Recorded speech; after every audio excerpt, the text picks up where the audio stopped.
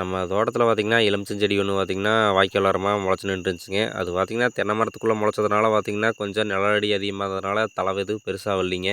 அதை பிடிங்கி கொண்டு போய் பார்த்திங்கன்னா ஏதாவது வெய்ய வர இடத்துல பார்த்திங்கன்னா நம்ம நெட்டிட்டோம்னா நம்மளுக்கு கொஞ்சம் செடி கொஞ்சம் இன்னும் கொஞ்சம் பெருசாகுங்க. பார்த்திங்கன்னா நம்ம பக்கத்துலேயே வாழை கெடுக்குதுங்க. அதில் பார்த்திங்கன்னா காலங்காத்தால் எது வெயில் வர்ற மாதிரி நல்லா ஒரு இடம் இருந்துச்சுங்க.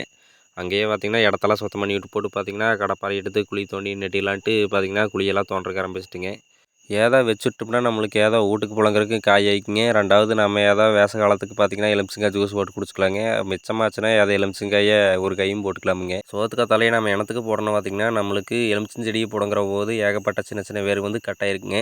அந்த வேரெல்லாம் பார்த்திங்கன்னா புதுசாக தலை இருக்க வேண்டியதாக நம்ம அந்த சோத்துக்காய் தலையை பயன்படுத்துகிறோங்க. 2வது சோத்துக்காய் தலையில் பார்த்திங்கன்னாவே இயற்கையாகவே வேர்களை புதுசாக வளர வைக்கக்கூடிய தன்மை இருக்குதுங்க. அதுக்கோசரம் தான் நம்ம சோத்துக்காய் தலையை பயன்படுத்துகிறோங்க.